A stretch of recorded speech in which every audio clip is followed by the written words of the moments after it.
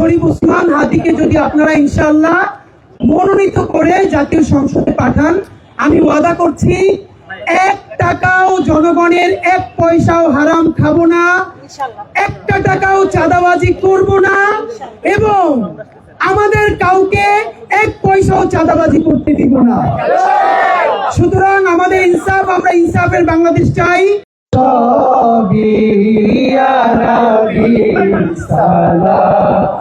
আলাইকা ইয়া রাসূল সালাম আলাইকা ইয়া হাবিব সালাম আলাইকা সালাওয়াতুল্লাহ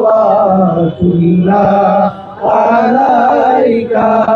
তুমি যে নূরে রবি নিখিলে ধ্যানে ছবি, তুমি না দুনিয়ায় আধারে রুহি তো সবই সালাম আলাইকা ইয়া রাসূল সালাম আলাইকা ইয়া হাবিব সালাম আলাইকা সালাওয়াতুল্লাহ আলাইকা ইয়া নবী সালাম আলাইকা ইয়া রাসূল সালাম আলাইকা ইয়া হাবিব সালাম আলাইকা সালাওয়াতুল্লাহ আলাইকা। নবীজির পিতা আব্দুল্লাহ, নবীজির মাতা আমিনা, নবীজির দুধ মা হালিমা, নবীজির কাছে মদিনা।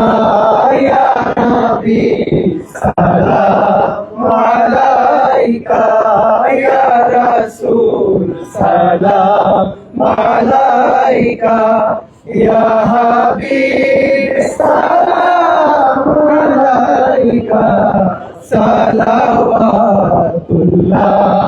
আলাইকা ইয়া নবী সালাম আলাইকা ইয়া রাসূল সালাম আলাইকা ইয়া হাবিব সালাম আলাইকা সালাওয়াতুল্লাহ আলাইকা ইয়া নবী সালাম আলাইকা। পল্লী কবি জসীমউদ্দিনের অসাধারণ একটা সঙ্গীত আছে, এটা সালমান অবশ্যই একটু গাইবে। রাসূল নামে কে এলো মদিনা, এরপরে আমরা অল্প একটু কথা বলে আমরা রাস্তায় নেমে যাবো ইনশাআল্লাহ।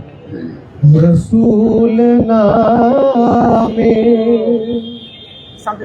কে এলো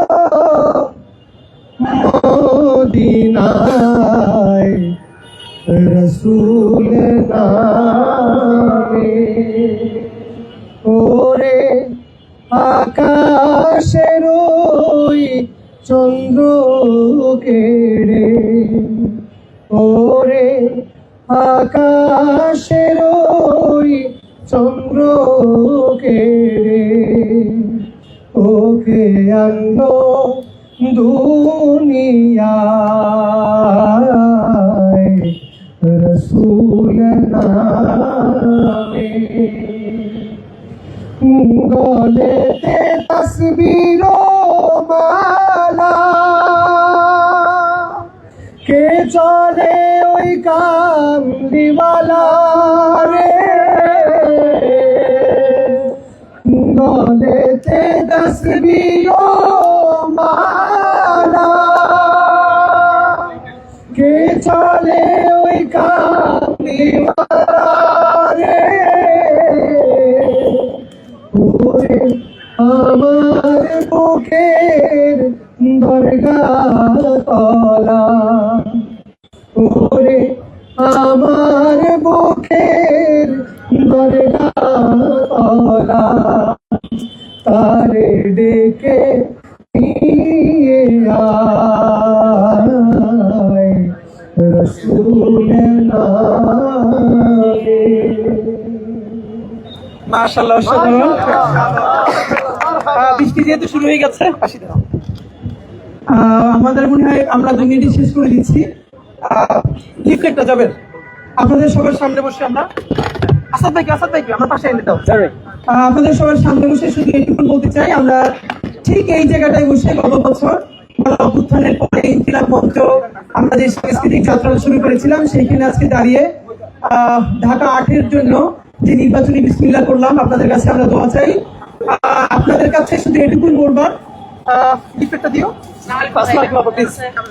আপনাদের কাছে আমরা হয়তো যদি ইশতেহার বলতে চান, ইশতেহার আমরা পরে বলবো। আজকে থেকে আগামী 1 সপ্তাহ প্রতিদিন ঢাকা আমাদের এই 8 আসনের যতগুলো ওয়ার্ড আছে, আমরা প্রত্যেকটা ওয়ার্ডে যাব, আমরা নোটবুক নিয়ে যাব, বিভিন্ন মসজিদে নামাজ পড়বো এবং প্রত্যেকের কাছে আমরা যেয়ে সে কি জানতে চাই আমরা কথা শুনবো, নোট করব, এরপরে আমরা ইশতেহার তৈরি করব। আমরা একটা ইশতেহার তৈরি করে কারো উপরে আরোপিত করে দিতে চাই না, আমরা মানুষের কথা শুনে শুনে আজকে আমরা শাহবাগ দাঁড়ালাম, এরপরে প্রত্যেকটা জায়গায় আমরা যাব, তারপরে আপনাদেরকে আমরা ইশতেহার চালাবো। আপাতত বলে দিচ্ছি, আপনাদের সন্তান, আপনাদের ভাই শরীফ ওসমান হাদিকে যদি আপনারা ইনশাআল্লাহ মনোনীত করে জাতীয় সংসদে পাঠান, আমি ওয়াদা করছি 1 টাকাও জনগণের 1 পয়সাও হারাম খাবো না, 1 টাকাও চাঁদাবাজি করব না এবং আমাদের কাউকে 1 পয়সাও চাঁদাবাজি করতে দিব না। সুতরাং আমাদের ইনসাফ, আমরা ইনসাফের বাংলাদেশ চাই। সেই ইনসাফের বাংলাদেশে যে গণহত্যা করে নাই, ক্রিমিনাল অফেন্স করে নাই, দলমত নির্বিশেষে সবাই আমাদের ভাই, আমাদের বন্ধু, সবাইকে নিয়ে আমরা একটা নতুন বাংলাদেশ গড়তে চাই এবং সেই নতুন বাংলাদেশ আমাদের নিজেদের মধ্য থেকে আমরা ওয়াদা দিচ্ছি 1টা পয়সা হারাম আমি এবং আমার ভাই বন্ধুরা খাবে না, আমরা কাউকে খেতেও দিব না। আপনাদের শুধু একটা কাজ, আমাদের বিরুদ্ধে প্রশ্ন জারি রাখবেন, আপনারা আমাদেরকে প্রশ্ন করতে থাকবেন আর আমরা উত্তর দিতে থাকবো। যখন মনে করবো এই প্রশ্নের সঠিক উত্তর আমাদের কাছে নাই, তখন আপনারা আমরা যেন পদত্যাগ করতে বাধ্য হই, আপনারা সেই পেশা তৈরি করবেন। একই সাথে বলতে চাই, আমরা যদি ভালো কাজ করি, আমরা যদি ইনসাফের বাংলাদেশ বিনির্মাণে একটু এগিয়ে যেতে পারি, সেটুকু আপনারা আমাদের সাথে থাকবেন বলে আমরা দৃঢ়ভাবে প্রত্যাশা করি। বন্ধুরা, আমি আজকে যেটা করতে চাই, আপনারা জানেন এই জুলাই যুদ্ধের একজন অগ্রগণ্য সৈনিক আমাদের চিত্র অভিনেতা এবং মডেল আসাদ ভাই, তিনি কি পরিমাণ রোল প্লে করেছিলেন হাসিনার বিরুদ্ধে রাজপথে। তার বন্ধুরা তাকে বলছিল এত কথা বলো না, তিনি বলছিলেন যে বাচ্চারা মারা যাচ্ছে, আমি বারান্দায় বসে দেখছি, এখনো কি আমি কথা বলবো না। এবং আসাদ ভাই, আমি লাকিলি যে তার পুরো পরিবার ঢাকা 8-এর ভোটার, সুতরাং আপাকে নিয়ে চলে এসছেন। আমি এই জুলাই যোদ্ধার সম্মানে আমাদের প্রথম লিফলেটটা আমি আসাদ ভাইয়ের হাতে তুলে দিতে চাই। আমি আসাদ ভাই অনুরোধ করছি,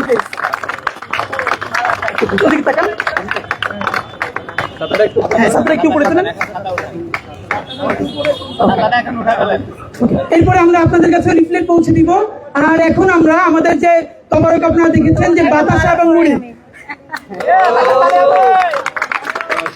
আচ্ছা কিছু মানুষ মানে আসাদ ভাইয়ের বোন আপা এবং দুলা ভাই থেকে শুরু করে কিছু মানুষ যে অকারণেই আমাদেরকে এত পরিমাণ সাপোর্ট করে, ভালোবাসে, এটা আসলে আমাদের ঋণ।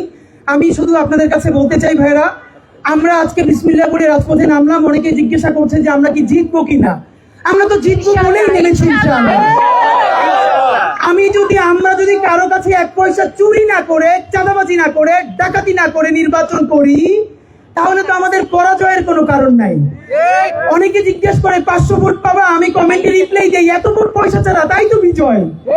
এর মানে পয়সা ছাড়া 500 ভোট, আপনি ক্যান ইউ ইমাজিন ভাই, চিন্তা করতে পারেন। আমরা বলতে চাই, আমাদেরকে যদি আপনারা কেউ হারাতে চান, সততায় আমাদেরকে হারাতে পারবেন না, চ্যালেঞ্জ দিলাম ইনশাআল্লাহ। সুতরাং নতুন বাংলাদেশের চ্যালেঞ্জ হবে আমাদের সাথে যারা সততার প্রশ্নে নামতে পারবেন, ইনসাফের প্রশ্নে নামতে পারবেন।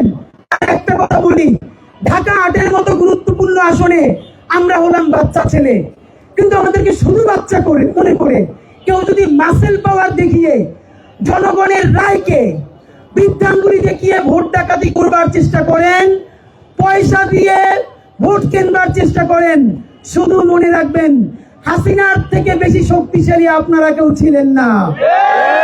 যেই বাচ্চারা হাসিনাকে পালাতে বাধ্য করেছে, আপনারা যদি ভোট ডাকাতির বা ভোট চুরির বা ভোট কেনার চিন্তা করেন, আপনারাও গণপ্রতিরোধের শিকার হবেন।